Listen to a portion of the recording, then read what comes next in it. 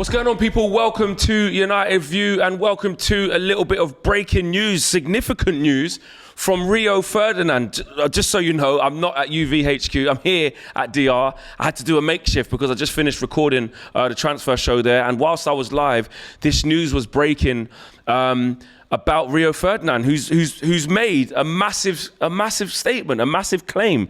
And Rio has said that basically a Qatar takeover is imminent. Now, after we got burnt the other day, whatever day that was a few days ago, we got to be careful here. This is not big journalists saying this. This is no other outlets, no other media outlets.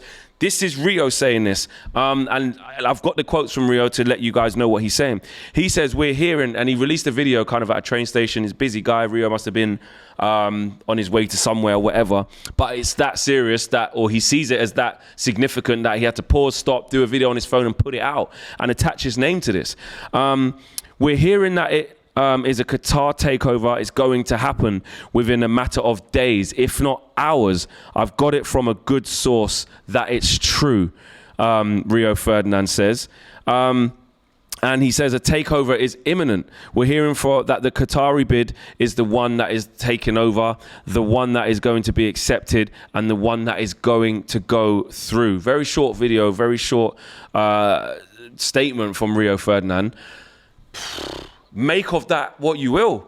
I mean, obviously, Rio knows a lot of people in the game. Rio is a Man United legend. He's going to know people. He's saying he's got it from a good source. What I would say is for Rio to stick his neck out on the line over any Mike Keegan, over any Ben Jacobs, over any Qatari outlet, over any Ornstein or whoever it may be, over any big journalist, for him to put his head above the pulpit and say, this is happening, I've been told from a good source. That's a big risk. That's a big risk because, look, I'm not saying Rio's right or wrong. I don't know. I hope Rio is right. I really hope Rio is right. But if he's not right, he's got to take the hit. Like, that's a big statement for Rio to go public on that. And not just also sit on that information as well. If Rio was told in confidence, listen, I'm not saying that Rio would have gone behind people's backs and said things that he's not supposed to say. He would have checked that he's allowed to say this out loud, of course. But Rio could have sat on this information and been like, I don't know, man. I'll have to take a lot of heat if this is not true, you know, because it isn't just gone. He hasn't just said, I've heard it might happen is what I got told. He's gone live. I say gone live. He's put a video out there saying, and I quote, we're hearing that it's going to happen within a matter of days, if not hours. I've got it from a good source that it's true. He also went on to say in his video, from memory, sort of hallelujah, and he said he hopes this is true. Let it be true. But then I'm seeing that he said I've got it from a good source that it's true. So look, it doesn't mean it is. The same way how me and Owen and you guys all at home went through that situation not last week, a few days ago. When was that? What day is it today? Wednesday. Was it Monday? Was it Monday night? Or was it Sunday night? I can't remember. I lose track of all of this stuff.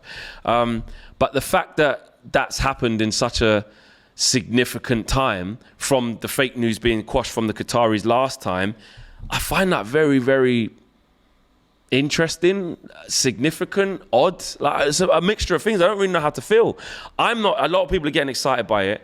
I'm personally not. And not because I don't trust Rio, not because I'm discrediting Rio, but it's because this takeover thing has gone left, it's gone right, it's gone up, it's gone down to the point where we've come to the conclusion, especially after the other day, that nobody knows. That nobody knows where this thing is going to go. Nobody knows how this thing's going to pan out. We got feelings, we got shifts of momentum, shifts of circumstances that have led it to be Sir Jim Ratcliffe, who's been the preferred bidder. Then there's been a turn of events, i.e. more bids. Nasser from PSG coming into the fold. We're talking to the Glazers to make it lean in towards Sheikh Jassim, and the fact that actually nothing had been agreed with Sir Jim Ratcliffe, and both bidders were fairly close. So look, I don't know. But my personal opinion on this is I don't know how to feel from that. I'm kind of unmoved. I'm not going to get my hopes up. I know we said don't get your hopes up in what happened with the Qatari situation. Sheikh Jassim's father owning 50% of that newspaper, which proved to be false. With these types of situations, with these types of news, and transactions that is happening, the biggest for a sports team in history, there's going to be loads of fake news. There's going to be loads of people who were told from trusted sources, but everything is changing. And when everything's in an ever-changing landscape, anything can happen at any given moment. Did we expect to see Rio Ferdinand, of all people, go and put in a video on his channel saying, I've heard that it's happening. I've been told from a source this is happening. Because for Rio Ferdinand, again, like I said, for him to attach his name to that, he don't have to have that grief. Rio don't have to have that grief, really, does he? He can say, listen, everyone's going to come raining down on me if this thing don't happen and I don't need it. He doesn't need the hassle, does he? But also, Rio doesn't need the claim to fame to say, I was the one who said it first, I all told you. He doesn't need that. It's not for clout. So that's what I mean. Rio's a United fan. He wants the best for the club.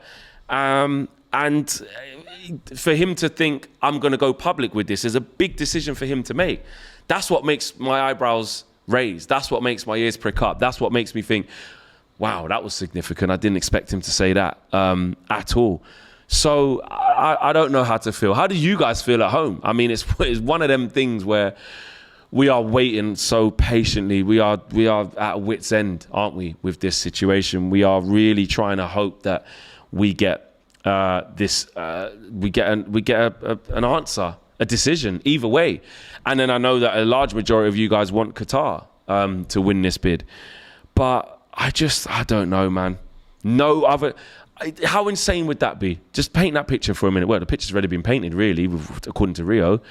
That no big journalists have said this, no big publications, no big outlets, but Rio has heard it from a serious source.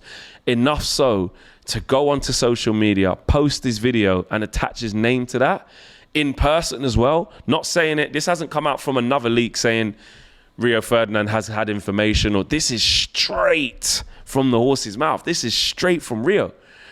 So I don't know. I'm going to try and make a few calls after this as well and see if I can get any more information on this. But we had to discuss that. That was absolutely an insane revelation from Rio Ferdinand. So we'll see what happens about that. Also, an update on Andre ONANA, because Chelsea face competition from Manchester United for his signing, and that has come from. Let me just get my sources back up here.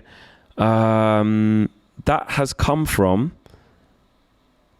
it's all going off now. Caicedo as well. Bear with me. Jacob Steinberg of The Guardian. He's claiming that Man United could decide to spend heavily on a goalkeeper if they do not sign a world-class striker. Obviously, we know that according to Jamie Jackson from The Guardian, that Manchester United have walked away from a deal or ended their pursuit of Harry Kane because it's too expensive. And then what was breaking also from Jacob Steinberg was that Man United and Chelsea have registered an interest in Andre ONANA with Inter. It is believed that he would favour a move to Manchester United, and Diogo Costa is an alternative target for Ten Hag. So that's breaking news from The Guardian. Jacob Steinberg saying that Man United and Chelsea are going to go head-to-head. Look, if you're looking at it from a transfer perspective, both teams needing a keeper. I've read reports that Mauricio Pochettino is going to keep at least one of those two out of Mendy and Kepa, and it looks like it's going to be Kepa. But Chelsea are in for a keeper as well. But it says here that Onana's believed to prefer a switch to Man United. Obviously, he's worked with Ten Hag in the past as well. I know it went a bit sour when he had that ban and it went shit from there, but he's worked with Erik Ten Hag before. Erik Ten Hag knows him, knows what he's capable of, and was a big part of the football that he played at Ajax.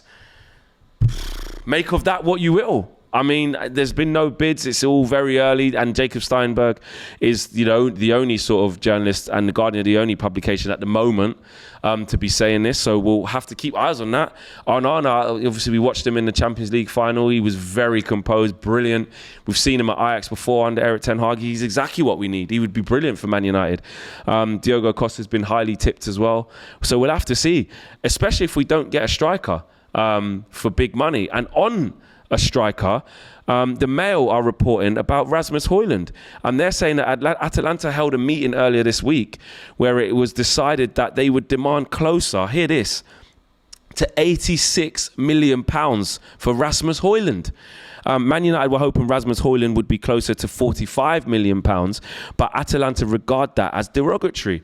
So now we're getting reports from the Mail that Rasmus Hojlund is going to cost a ridiculous amount. Now, if you're talking about a young kid who's 20, who scored 6 or 9 goals or whatever it is this season, if you're talking about a player like that, who is young and one for the future, about to potentially cost £86 million, forget it. Man United can't afford to spend £86 million on Rasmus Hojlund. Then where's the money for Kane? We know that Kane's going to be the best part of £100 million. Kane's going to be the best part of £86 million. If we can afford £86 million for Rasmus Hojlund, and I'm not suggesting that we are going to do that, because I think that's obscene, but I'm just saying how Rasmus Hojlund can't happen for that amount of money. But if that was the case, then top it up and go and get Harry Kane. Top it up, go and get Osimhen. Go and get a recognised striker, and not just a recognised one, a world-class one. So that is insane to see that that is the case with Rasmus Hojlund. We have to watch that this space on that. Manchester United we have to get a striker. We must get a striker. I'm just going through the news here as well to make sure there wasn't more on that Rasmus Hojlund situation. David Kent from the Mail, he says, Man United were hoping Rasmus Hojlund would be closer to the £45 million mark, but Atalanta regard that as derogatory. They see huge potential in him and would demand any talks start at a much higher figure. And this is what happens when you go in for the Starlets, you know. How good is Hojlund? How good is he going to be? What's his ceiling? He looks like a good player. Got a lot to prove. Very, very young, you know. But £86 million is just stupid money. We'd be absolute idiots to pay that for a young, unproven kid who is exciting. I'm not saying I don't want Rasmus Hojlund. From what I've seen, he's good. He looks good. And he's highly tipped. I don't know loads and loads and loads about him. I haven't watched him over 90 minutes, if I'm honest with you. But to pay that kind of money when Harry Kane's there, and we're saying we've walked away because that's too expensive, it don't make sense going for Rasmus Hojlund for £86 million either. That's also a big situation as well. Man United are increasingly likely to firm up their interest with an offer for Rasmus Hojlund, because we still haven't actually put an offer in yet. This is from Mail Sport as well. Atalanta held a meeting earlier this week when it was decided they would demand close to €100 million. That's a kind of different way of saying the same thing. But Man United are increasingly likely to basically put down a bid like we've done for Mason Mount and Rasmus Hojlund. And if we are, what sort of bid should we be putting down on the table? If Atalanta are saying that this kid they want him to cost the best part of €100 million, where do Man United go in? How do we stamp our authority and say absolutely no chance? Here's 40 for starters. Let's talk. You know, is it a FIFA thing that me and KG do where they go, you're wasting our time. We don't want to sell him for anything less than £80 million. Then we got a problem. And if we can't, and they know that maybe Kane can't come to us, we can't afford Hojlund, so they're gonna try this. They're gonna try this. You know, he's highly tipped and he's their player, but they're gonna try and get as much as they can, and they know that we're desperate for a striker. So please, Man United, do not end up paying over the odds for him. So away from Rasmus Hojlund and away from Andre Onana and away from Rio Ferdinand's shocking piece of information today, we're also seeing from the Times that Arsenal have withdrawn their interest in Moises Caicedo. Chelsea and Manchester United are interested in the Ecuador international as well. And Brighton want at least £80 million. Chelsea and Manchester United are interested. I know Chelsea want him. Chelsea will do everything they can to get him. Chelsea have got more disposable income as it stands once they get rid of players as well to be able to put up that sort of money. Again, I think we're only going to be able to spend big on one position. If we don't get Harry Kane, which doesn't look like we are, and we don't spend big on a striker, as reported earlier in this show, we could potentially go in big and spend big on a keeper, or you can go spend big on a midfielder. But where does that leave us up front? Moises Caicedo, would have won him at Manchester United? Absolutely. Is he worth the 80 million? Well, we've seen recently that, you know, he's a fantastic player and Brighton say he's worth that. So that's just what it's going to cost, whoever buys him. Same with Declan Rice, 100 million. So if you want these types of players, you're going to have to pay the premium. That's just what it is. If we decide to do that, though, we have to weigh it up. Do we do that, but we have to keep the hair, like what I said to Owen today, or was it KG? It was Owen. Or do we spend less on a striker or get Rasmus Hojlund for nowhere near £86 million, go with him and have to keep Martial, but you've got Declan Rice or you've got Caicedo? These are the things you've got to weigh up. These are the things Manchester United have to weigh up. And then it all goes back to the takeover as well, with hopefully some stability being given, whether it's Jim Ratcliffe or whether it's Sheikh Jassim. I don't know.